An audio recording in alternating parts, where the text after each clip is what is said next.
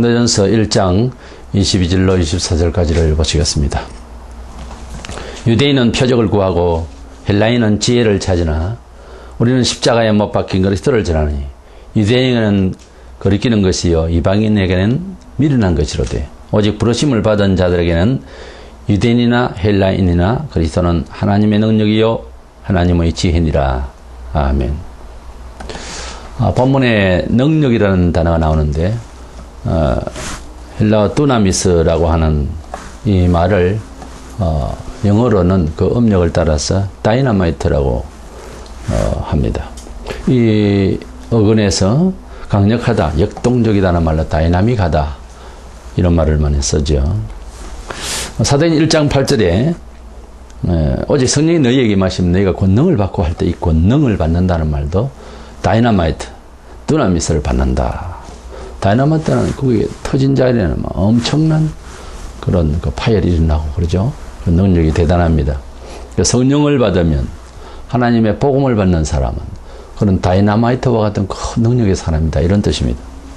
성경의 성도는 십자가에도 예수님을 믿는 이 도의 사람은 능력의 사람이 된 걸로 말하고 있습니다. 또한 생활에서 특별한 능력을 보일 수도 있는 사람으로 말하고 있습니다. 그렇다면 우리는 과연 능력의 사람인가? 혹은 불신자들이 볼 때에 대조적으로 능력의 사람이라고 할 수 있는가 하는 것입니다. 그 말은 우리가 예수를 믿고 난 뒤에 세상을 바라볼 때는 세상 사람이 무능한 사람들이다 라는 말과 같은 이야기입니다. 그래서 주제를 성도이면 능력을 보이라 이런 말씀으로 은혜를 나누고자 합니다. 첫째 그러면 우리가 능력의 사람이라고 하는 정의가 무엇인가 하는 것입니다. 본문에 의해서 십자가에도 그러니까 예수님을 믿어서 영생을 취하게 된 자체가 세상을 이긴 능력이라는 거예요. 예수께서 우리 죄를 대속하시려고 십자가에 돌아가신 것을 회개하며 믿으면 하나님께서는 당신의 자녀로 우리를 삼으시겠다고 하는 이 은혜로운 언약을 선포하셨어요. 이 언약을 믿고 나아가서 하나님 자녀가 되는 것은 단순한 어떤 종교적인 상식이 아니고 세상을 이기는 능력을 함께 발휘할 수 있는 놀라운 능력의 약속이라 이렇게 말할 수 있습니다. 무지하고 무능한 인간이 하나님의 자녀가 된다라고 하는 것은 참으로 놀라운 일이에요. 하나님도 알지 못하고 또 하나님 나라에 들어갈 수 있는 스스로의 기술도 없고 그런 힘도 없는 인간이 그 나라에 갈 수 있는 여건을, 조건을 우리가 얻었다라고 하는 사실은 어떤 능력을 소유했다는 말일 수가 있습니다. 그래서 우리가 능력의 사람이라고 할 때에는 할 수 없는 것을 또 보통 사람이 할 수 없는 것을 할 수 있을 때 그것을 능력이 있다라고 하죠. 우리가 하나님 나라에 우리가 스스로 들어갈 수가 없어요. 그런데 예수 그리스도를 통하여서 믿음으로 하나님 자녀가 되고 하나님 나라에 들어갈 수가 있는 하나님 나라는 어디에 있습니까? 우리가 그 나라에 이제 완전히 입성을 해서 부활해서 살 그날에 확연히 보일 수가 있겠지만 일단 예수님께서 하늘로 그냥 이렇게 올라가신 것처럼 대기권 쪽으로 가고 태양 쪽으로 가면 타서 죽을 건데 누구나 그러나 완전한 몸이 되셔서 하늘로 올라가셨어요. 그러니까 하나님 나라는 이미 설정이 되어 있다고 그랬어요. 준비가 되어 있다고 그랬어요. 그 나라에 우리가 뭐 이제 비행기를 타고 가겠습니까? 위성을 타고 가겠습니까? 우리가 할 수가 없는 일이에요. 근데 하나님께서는 우리 몸을 부활시키셔서 그 나라에 갈 수 있는 능력의 사람, 갈 수 있는 능력의 사람으로 약속하셨습니다. 본문 24절 그리스도는 하나님의 능력이요 하나님의 지혜다라고 말씀하고 있습니다. 사람은 수천 년 동안 종교를 만들고 온갖 노력을 다 해오고 있으나 인간 스스로 이 죄 문제를 해결하지도 못하고 있습니다. 이런 가운데에 하나님이 독생자 예수님을 믿으면 우리를 죄 없다 인정해 주시고 이렇게 하나님 나라에 들어갈 수가 있는 여건으로 조건적인 사람으로 만들어 준다는 거예요. 그러니까 이게 얼마나 큰 놀라운 그런 정보이며 언약이냐 이거예요. 이러한 강력한 약속을 세상에서 우리가 받아본 적이 있습니까?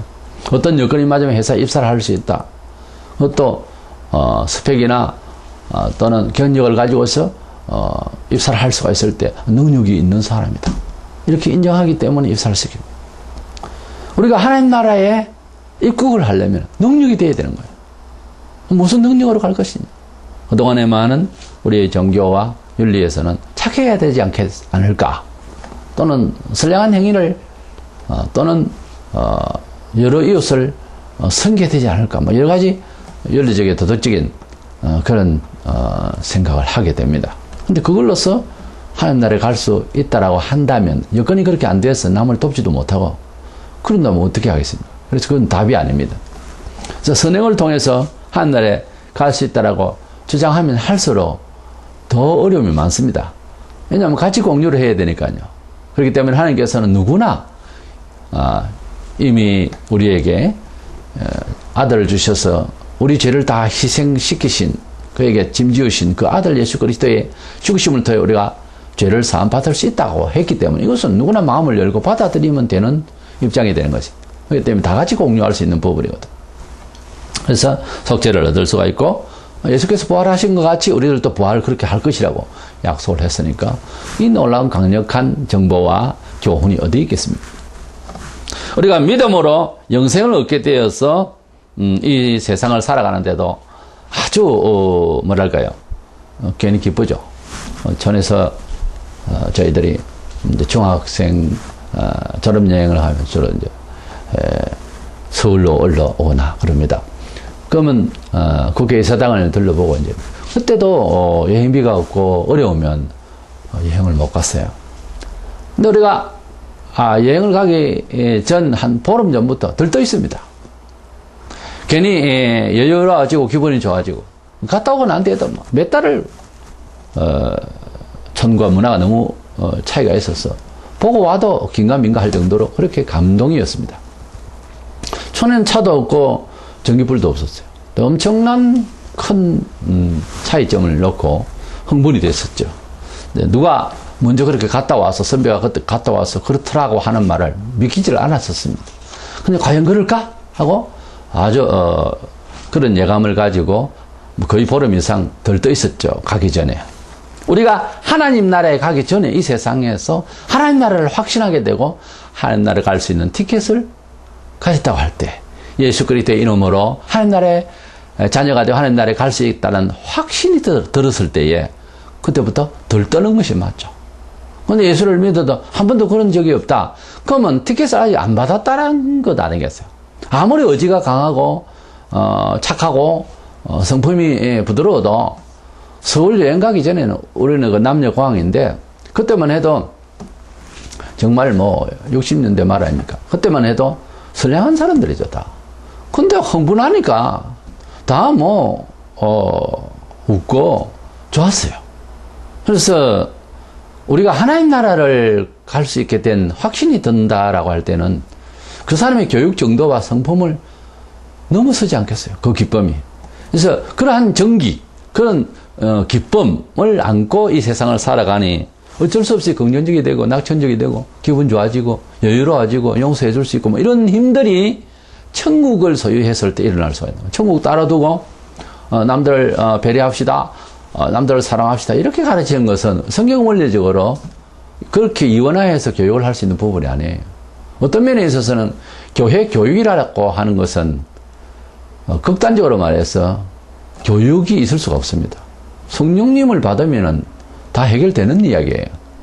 사도들이 교훈을 하고 성도들의 교훈, 지도자의 교훈에 필요한 여러 교훈들이 있어요. 근데 그 교훈을 따라가려고 하는 교육적 차원에서 가면 힘들어져요. 어떤 사람이 가지고 있는 본성이 하나님의 뜻을 잘 따라갈 수 있는 코드가 없습니다. 자기도 모르는 새에 불만이 튀어나오고 자기도 모르는 새에 전혀 감각이 없어요. 그걸 따라 교육한다는 것은 공자의 도를 배우는 거와 마찬가지고 그런 겁니다. 근데 그걸로서는 인격하지만 굉장히 부자연스럽습니다. 그 공자의 도가 참 좋은 것이 많지만은 좀 의식적이잖아요. 어려운 사람이 됩니다. 인격적인 사람이다 할수록 어려워요. 그래서 우리가 예수 안에서 교육되어진 교양이라고 하는 것은요, 참 친근한 맛을 가져야 됩니다.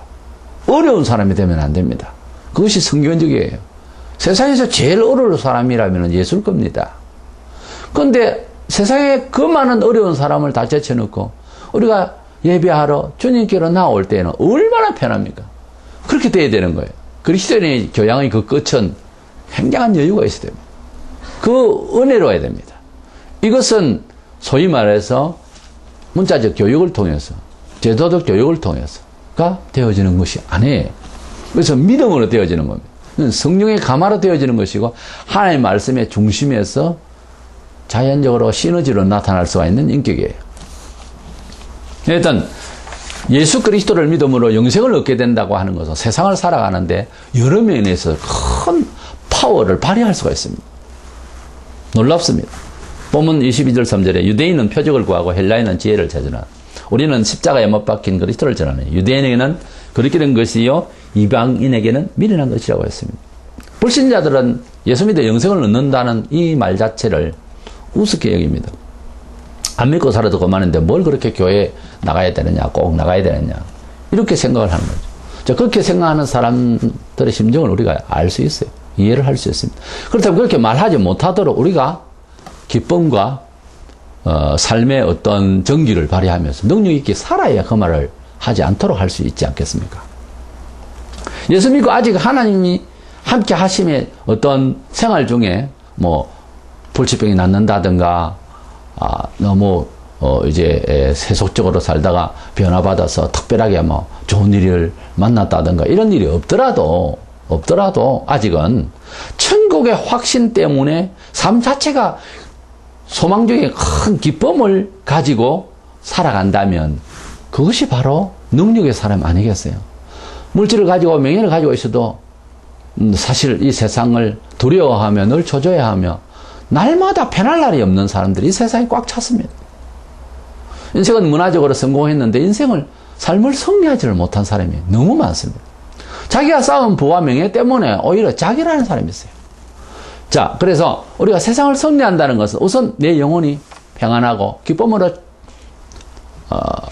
축구공 안에 뭐 공기가 들었듯이 충만한 기쁨 때문에 우리가 어쩔 수 없는 즐거움을 그 기쁨을 삶 속에서 이렇게 발휘할 수 있는 힘으로 나타날 때 우리가 예수 믿고 이제 세상을 이긴 그 힘을 얼굴로서나 생활로서나 이렇게 나타나 보일 때에 불신자들은 감히 예수를 꼭 왜 믿어야 되는 이런 말을 못할 겁니다. 그렇게 큰 기쁨을 안고 이 세상을 바라보면 이 세상은 가졌으나 무능한 자로 보이게 되어 있어요. 그래서 조금 말이 좀 어폐가 있어 보이겠지만 예수를 믿게 되고 영생을 소유하게 되면 세상이 우습게 보입니다. 말을 잘못 들으면 안 되는데 세상을 무시해요. 세상의 힘을 우습게 봅니다. 다 성경적인 표현이에요. 하나님께서는 세상의 힘과 세상 것들을 웃으신다 그랬어요. 너무도 시시하게 보입니다.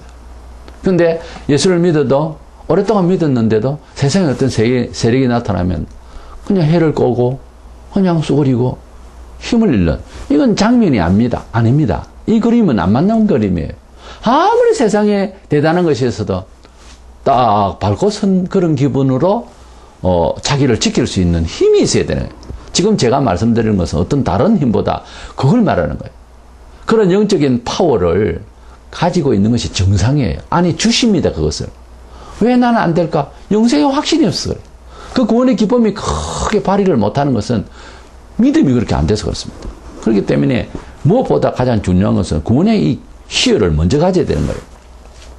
신자로서 영생의 가치를 기뻐하고 자랑하지 못한다면 그것은 신앙 고백이고 전도이고 막 그렇습니다. 찬송이고 아무데나 뭐 떼놓고 예수를 자랑하고 싶은 이런 마음이 그 자리에서 그런 말 하면 안 된다 싶은 자리가 없어요. 원래 뭐 어느 곳에든지 예수를 먼저 이야기하고 싶은 충동이 일어날 정도가 되어야 성리자라고 할 수 있겠죠.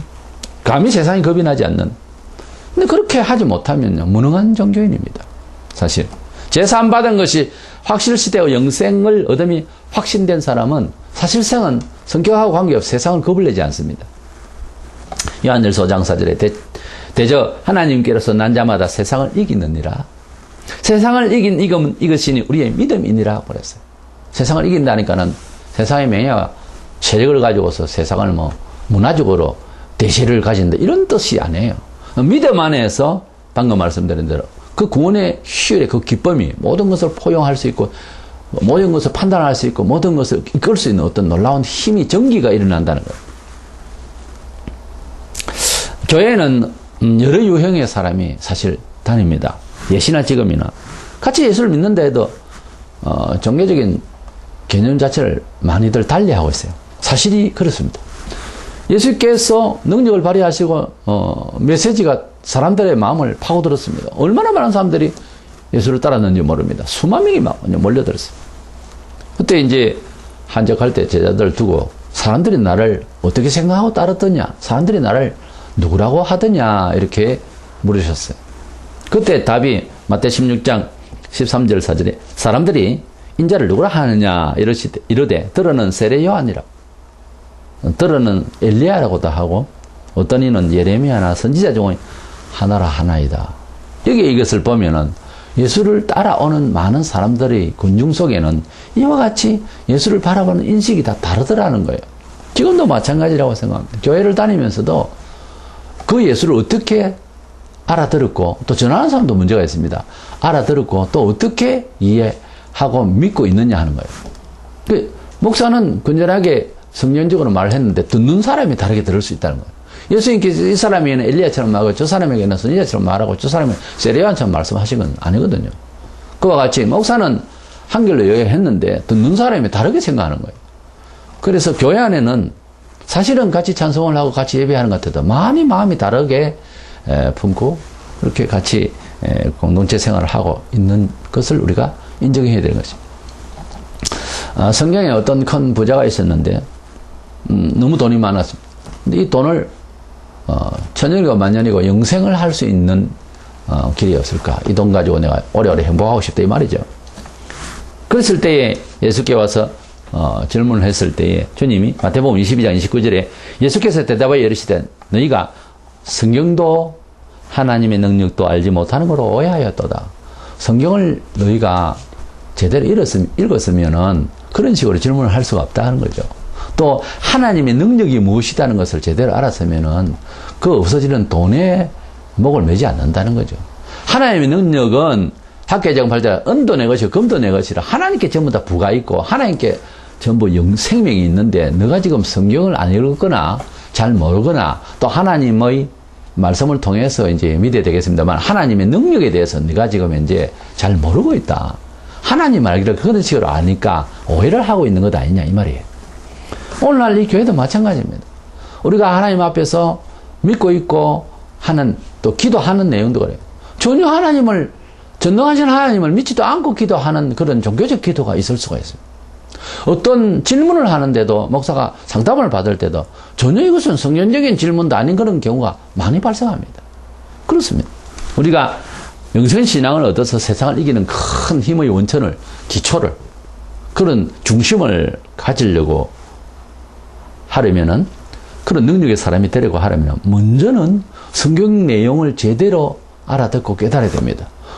대부분의 이단의 미혹을 받고 빠져 있거나 대부분의 신자들이 자기를 고민하고 갈등하는 사람들은요, 원인을 그 사람의 도덕심이나 무슨 생활의 문화적인 이런 것을 가지고서 우리가 위로를 한답시고, 뭐 가난한 사람은 떡을 줘야 되겠고, 춥고 하는 사람은 옷을 입혀줘야 이런 식으로 생각을 하지만 대체 능력이라고 하는 것이 우선은 그렇게 급한 대로 할 수가 있죠. 그러나 그것이 근본 치료가 안 되는 겁니다. 그 근본 치료를 하려면은 성경을 알아야 돼요. 주로 문제가 있다라고 하는 사람을 대화를 해보면 성경을 잘 몰라요. 생각을 해보세요. 성경을 알면 성경대로 사는 게 기독교 생활이거든요. 교회 생활을 어떻게 해야 되는지를 물어가면서 하는 게 성경을 읽고 듣고 배우면 자동적으로 다 알게 되어 있습니다. 그리고 자기 인생 정도 하나 정도는요, 그렇게 심각하게 고민하고 흔들리고 뭐 방황을 하고 여행을 해야 되고 정신없이 그런 게 아니에요. 나 자신의 문제는 그냥 아예 해결하고 남의 인생 걱정하게 돼 있어요, 원래. 근데 세상살이를 하다 보면 너나 잘하세요 이런 말을 하듯이 남 걱정할 시간이 있겠습니까? 없죠, 뭐 여유가. 그런데 우리가 내 문제는, 내 영혼 문제는 해결이 돼야 뭐 남에게 전도를 해서 당신도 잘 되라, 생명을 얻으라 할 수 있는 것 아니겠어요? 지금 자기 문제도 해결 안 된 사람이 전도 나가는 경우가 사실 허다거든요. 어쨌든 복음을 전한답시고 하지만 사실상 그렇게 해가지고 전도하는 건 아니에요. 그렇게 해가지고 생명을 전하는 것은 아닙니다. 우리가 하나님의 생명을 우리가 받게 되면은 내 자신이 너무 기쁘고 너무 넘치는 그 생명이기 때문에 이 세상에 살아가는 힘이 나서 내 문제는 어떤 식으로 살고 있는 현실은 지금 그렇게 크게 중요하지 않아요. 다른 사람이 빨리 이 생명의 기쁨을 얻어야 되겠다 하는 생각에서 전도를 먼저 나가게 되어 있어요. 처음에야 뭐, 저 사람 나보다 못 살고, 저 사람 나보다 건강치도 않는데 뭘 나한테 전하려고 하는가? 하지만 그 전도하는 밝은 기쁨의 그 어떤 표현을 보면 압도당해요. 그러니까 그게 참 놀라운 힘이죠. 그것이 세상을 이기는 힘이에요. 돈 많은 사람은 뭐 이렇게 우습게 여기겠지만 앞에 말씀드린 성경 말씀대로 아주 우리를 어리석게 보지만은 명예와 권세를 믿고 있는 사람 어느 날 뻥 하고 자기가 쓰러질 때 그 희열이 넘치고 그 전도하던 사람이 그립습니다. 어떻게 세상을 저렇게 힘있게 살았을까? 그 사람을 생각하게 돼 있다는 거예요. 돈과 명예로 세력으로 전도한다. 말이 안 되는 이야기예요. 그래서 국가와 영합하고 막 이런 것은요, 교회가 할 짓이 아니에요. 우리의 권세와 힘은 하나님께로부터 직접 우리가 받을 수가 있는 겁니다. 성령의 충만함을 받을 때, 하나님 말씀대로 살려고 할 때 든든해지게 돼 있는 거예요. 그것이 안 되니까 자꾸 세상을 믿는 거예요. 정치를 믿고 조작하고 정교가 합치하려고 그러고 그런 뭐 정치꾼 목사들이 얼마나 많습니까? 그건 믿음으로 살아가는 것이 아니죠. 패배한 거죠, 세상에. 세상은 무능하다 했는데 왜 그 무능한 것을 찾습니까? 우리는 먼저 이 영생신앙, 십자가의 도에 대한 확신, 구원의 확신이, 영생신앙에 대한 확신을 먼저 얻기 위해서 신앙을 근거로, 신앙은 성경을 근거로 이제 믿으니까, 그래서 성경을 제대로 알고 구원의 확신을 가져야 되는 것입니다. 십자가의 도를 믿음으로 영생구원을 확신하게 되는 것은 이 세상에 그 어떠한 것을 붙들고 있는 것보다 능력이 있는 사람이 되는 것이고 능력이 있는 사람 자체입니다. 그런데 이 말이 와닿지 않는다면 좀 곤란해요. 왜냐하면 예수를 믿는 그 이후로부터 세상을 우습게 보는 마음이 저 같은 경우에는 단 한 번도 없어진 적이 없습니다. 저는 세상에 어떤 세력이나 어떤 것을 가지고 들이대면은 솔직히 우습게 봅니다. 시시하게 봐버려요. 그것이 교만입니까? 아닙니다. 성경적으로 볼 때에 영생을 취한 사람의 그 기쁨과 지혜라고 하는 세상을 이제 이해하게 되는 것은 그 상상을 초월합니다. 불신자는. 그래서 그런 능력으로 사람 인격을 내려본다든 이런 것은 아닙니다. 그 세력 자체에 대해서 도전하고 있는 것을 아주 우습게 본다 그 말입니다. 그것이 우리에게 우리 성도들에게 공유되어야 할 정말 충만해야 될 부분이 아닌가. 이것이 바로 능력의 사람의 본질이 아닌가 하는 것입니다. 두 번째로는 그렇다면은 구체적인 것을 많이 감각적인 것을 먼저 합리적으로 과학적으로 피부적으로 느끼기를 원하는 이 세상 사람, 근시안적이고 감각적인 이 세상 사람 사실 그렇지 않아요. 살아가는 거예요. 옳고 그름을 그냥 확률에 의해서 그래서 뭐 브랜드를 믿고 이럽니다. 그냥 거기에 또 쏘겠죠. 사람들을 그냥 손님 고객을 볼모로 이렇게 쏘기게 되는 이런 뭐 백화점도 쏘이고 그러지 않아요. 그러다 보니까 감각적이고 합리적이고 이러한 현실적인 세상을 살아가는 정도의 사람들에게는 또 우리 나름대로 뭔가를 그들과 함께 문화 속에서 보여줘야 됩니다. 뭐가 뭐 가정이 잘 된다든가 뭐 병이 낫는다든가 가령 뭐 이제 뭐 좋은 일이 생긴다든가 이런 것이 이제 있으면 좀 더 우리의 기쁨, 그것은 근본은 아닌데 그런 것을 보일 때에 아무래도 하나님을 믿으면 능력의 사람이 된다라고 십자가는 능력이다는 말을 이제 증명하는 데서 증거 소재가 될 수가 있잖아요. 맹땅으로 하는 것보다는 뭐 사실이잖아요. 그게 합리적이잖아요. 죽어서 천국 갈 것만 신앙 고백으로 살아가는 것은 세상적으로 볼 때는 좀 미흡한 정인이 되는 것입니다. 어떤 면에서는 온전한 구원의 원리에 의해서 보면 조금 부적합합니다. 그렇게만 살면. 삶의 현장에서 하나님의 자녀됨을 증명할 만한 열매가 있어야 돼요. 그 열매가 크게 작게와 관계가 없습니다. 예수 믿는 생활이 고달퍼지면 그 가운데에 고통을 잘 인내하는 것도 사실은 능력이죠. 고통을 인내하지 못하고 뭐 좌절하고 교인이라는 사람이 자살을 하고 그건 무능한 교인이요. 무능한 종교인이었다 이 말이에요. 그래서는 안 되죠. 아무리 힘들어도 이겨내는 모습 그 자체가 또 능력이잖아요. 그런 뜻으로 바울은 빌립보서 4장 13절에 내게 능력 주시는 자 안에서 내가 모든 것을 할 수가 있느니라. 이 말씀 앞뒤로 읽어보면은 가난할 때나 부할 때나 어느 환경적 요소에서도 내가 처신할 수 있는 하나님이 주시는 그런 기쁨, 그런 믿음을 가지고서 처신할 수 있는 능력을 내가 주 안에서 받아서 살아갈 수가 있다. 이런 뜻이에요. 이 말을 뭐 성공주의 목사들은 내게 능력 주시는 자리에서 모든 걸 살 수 있다. 그냥 문화부흥주의로, 번영주의로 이렇게 잘 먹고 잘 사는 것을 하나님 능력 받으면 된다. 이렇게 갖다 붙이는데 그것은 아니에요. 그런 뜻이 아니고 가난할 때나 어떨 때나 간에 좌절하지 않아야고 다 당당하게 살아갈 수가 있는 그런 정기를, 그런 힘을 나는 가질 수가 있다. 능력 주시는 자 안에서 있다라고 하는 차원에서 말씀한 겁니다. 진리대로 살기 힘들어도 참고 순종하면서 신앙생활을 처음 시작해서 몇 년씩 간다고 하는 거, 그 대단히 어려운 일입니다, 사실은. 여러 가지 여건이요. 근데 낙심치 아니하고, 인내를 잘하고, 이렇게 하는 것도요, 그건 능력이 있는 거예요. 불신자를 볼 때, 저 사람 저 교회 계속 다니지 못할 것 같더만, 정말 대단하다. 능력 있는 사람으로 보이지. 일단 물질적인 능력을 보통 말하고, 권세를 말하지만은, 그런 능력을 이해하는 거예요. 근데, 그렇게, 인내의 생활과 경건한 생활은 아무 변화는 없지만은, 그러나 계속 그 정도로만 있으면은 불신자들은 워낙 또 비판하기 좋아하고 세속적이니까 무능한 교인으로 봐버려요. 우습게 봐버린다. 우리가 우습게 바라보는 사람이 되어서는 안 되지 않습니까? 왜 우리를 우습게 봅니까? 뭔가 좀 힘을 발휘해야 되는 거예요. 본문 24절에 그리스도는 하나님의 능력이요 하나님의 지혜니라고 했습니다. 그러니까 능력이 있어 보이고 세상 살아가는 인생 살아가는 것이 지혜롭게 보이는 것이 나타나야 객관적인 증거를 우리가 나타나게 할 때에 하나님이 살아계시다 하는 말도 관심이 있을 것이고요. 또 우리가 하나님의 자녀다라고 하는 것도 어렴풋이 인정을 하려고 시작할 거예요.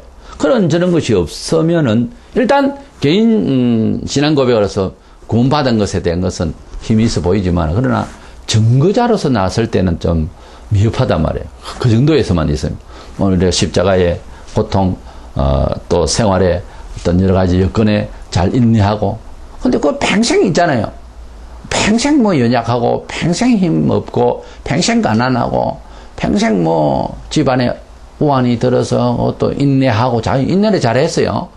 그건 인생사에 세상 사람들 하는 말이거든. 인생이 그러려니 그 수준에 머문다면은 이거 조금 미흡하다고 말이에요. 그러니까 무슨 변화가 실질적으로 일어나지 않는 가운데서 탁상공론에서 앉아서 떠드는 이건 많은 교주들이 떠들었어요. 아무 근거도 없는 극락을 이야기한다든지 아무 근거가 없어. 그러나 예수님은 사람을 살리고 고치시고 자신이 부활을 해버렸어요. 증명을 하라 이 말이에요. 증명을.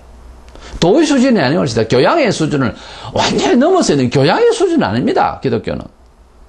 능력의 종교입니다. 세상이 놀라는 종교입니다. 예수께서 십자가로 돌아가신 메시아 역할자로서의 순종하심을 우리는 많이 회자합니다. 이거를 많이 생각합니다. 우리가 왜 예수 믿고 살아가는 어려운 세상을 만났으니까. 또 꼭 종교인으로서의 삶의 역할자라기보다 세상 자체가 살아가는데 힘들잖아요. 그럴 때 주님의 십자가에 돌아가신 기까지의 그 순종하심에, 아버지를 순종하심에 대한 것을 늘 생각을 하죠. 대내이죠. 그렇게 회자하는데, 그러나 예수님이 다시 부활하셨잖아요. 그러니까 항상 십자가의 고난의 그런 종교 심리만 가지고 있으면 고상을 뜬다, 이렇게 해버려요. 불신자들이. 그래도 부활하시고는 왜 연상 안 합니까? 부활하시고 승리하시고 하늘까지 올라가셨어요. 이까지 닮으려고 하는 건 왜 안 하냐, 이 말이에요. 그것까지를 안 하면은 무능한 교주가 되어버립니다. 우리를 위해서 희생한 사람, 갸륵하죠. 감동적이죠. 그걸로 끝나면은 힘이 없잖아요. 부활하셨잖아요. 부활하셨으니까 뭐 습관은 내 팔에 묻어 있는데 예수는 부활하셨잖아요. 영웅들은 다 묻어 있는데 예수는 부활하셨잖아요. 부활하신 그 예수님이 나에게 생활에 불어넣어 주실 활력소는 무엇인가? 이것이 이제 증명이 되어야 된다 이 말. 십자가에 돌아가신 그 예수님만 이야기하면 속죄를 받았으면 어떤 면에서는 그 찬성 이제 그만해도 돼요. 회개했으니까 은혜 받았으니까. 그러나 매일 짓는 죄를 또 회개하고 그러죠 물론. 그러나 근본적으로 구원받기 위한 회개 중심의 찬송은 할 필요가 없어요 원래는. 그렇잖아요. 구원받았는데 뭘 또 구원받기에 찬송합니까? 일상의 죄를 위해서 회개하는 건 맞죠. 그래서 찬송은 필요하지만은 제 말은 부활, 능력, 정언, 증거를 위한 힘을 발휘할 수 있는 그런 여건의 찬송이 더 중요하고 그런 말씀이 더 우리에게는 지금은 더 중요하다 이거예요. 십자가로 돌아가신 것보다 부활하신 것이 더 이제 크게 우리가 생활에 이미지화해야 되는 입장 아닙니까? 복음 자체를 증언하는 것은 개인 구원의 고백이에요. 타인에게 객관적으로 증거를 하려면 복음의 능력을 우리 생활에 사실 보여줘야 손쉽고 그리고 이 합리적인 사람들한테는 접근하기가 쉽습니다. 그러려면은 더 많은 개인적인 훈련을 통해서 개인의 신앙적 경험을 위해서 많이 인내하고 도전하고 경험해야 됩니다. SNS에 가령 페이스북에 글들을 보면 두 가지로 요약할 수 있어요. 하나는 자기 개인 신앙 고백이에요. 뭔 말을 쓰더라도 자기는 그렇게 이해하고 있다라는 차원에서 글들을 이 모양 저 모양으로 씁니다. 그런데 어떤 경우에 보면은 자기 경험 그리고 경험하지 못하면은 도저히 풀어낼 수 없는 문장들이 있어요.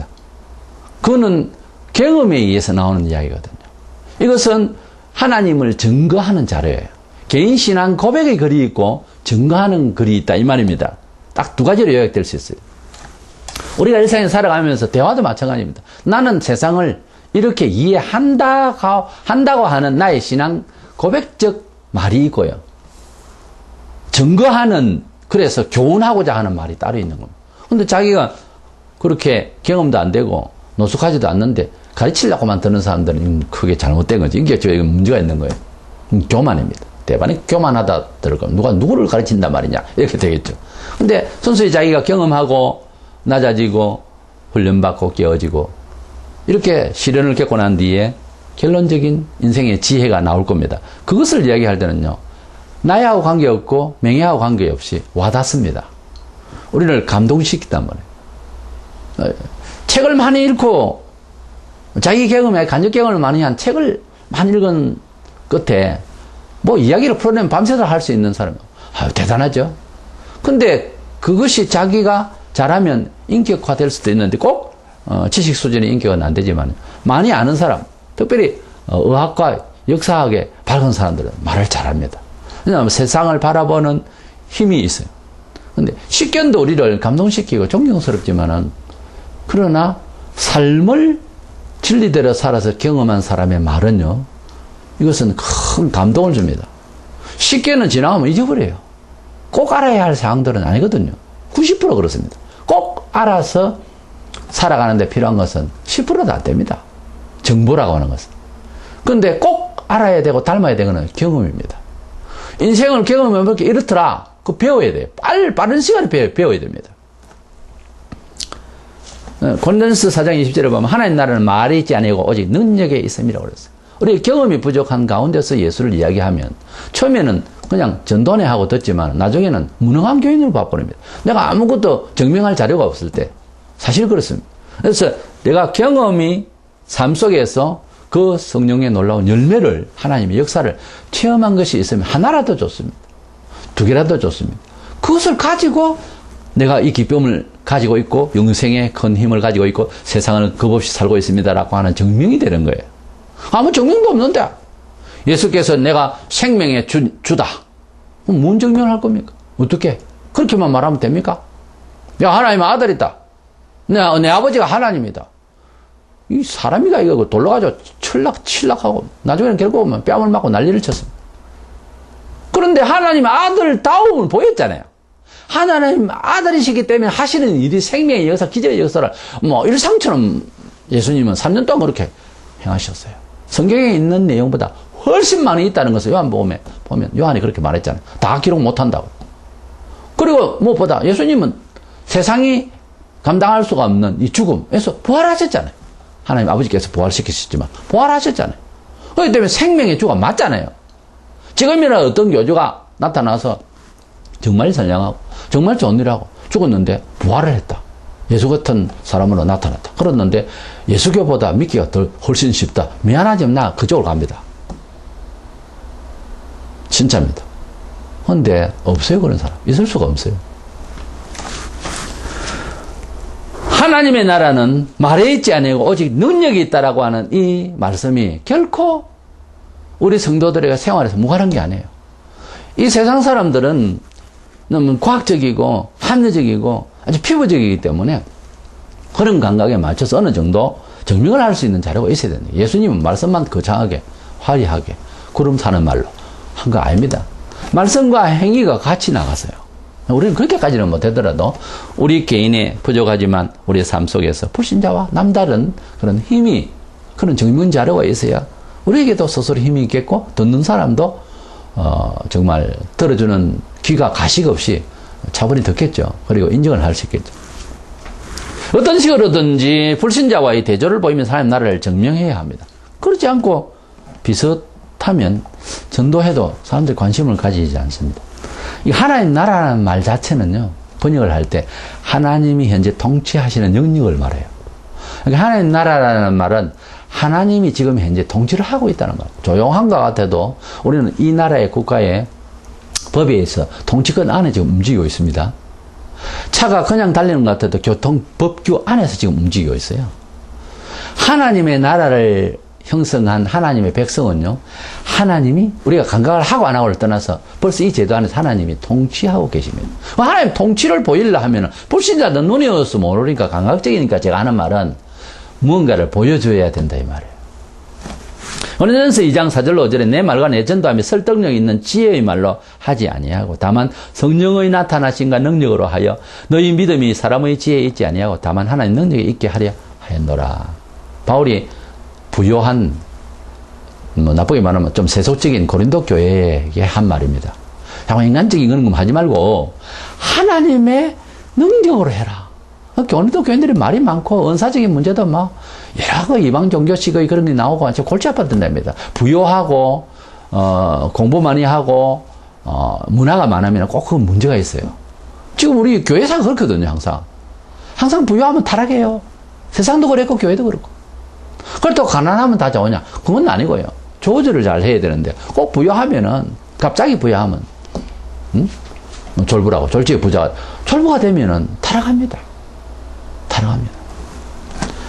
오늘날 교회 내부의 여러 문제를 한국 교회만해도 도덕과 윤리 문제로 심각하게 다루고 있습니다. 교회의 문제점과 교회의 문제점을 해결할 수 있는 키워드가 윤리인 줄 알아요. 도덕인 줄 알아요. 그거 잘 모르고 하는 소리입니다. 사실은 하나님의 구원의 능력이 부재해서 그래요. 복잡한 이야기를 하나님의 능력이 하나님의 은혜가 한번 폭탄같이 떨어지면요.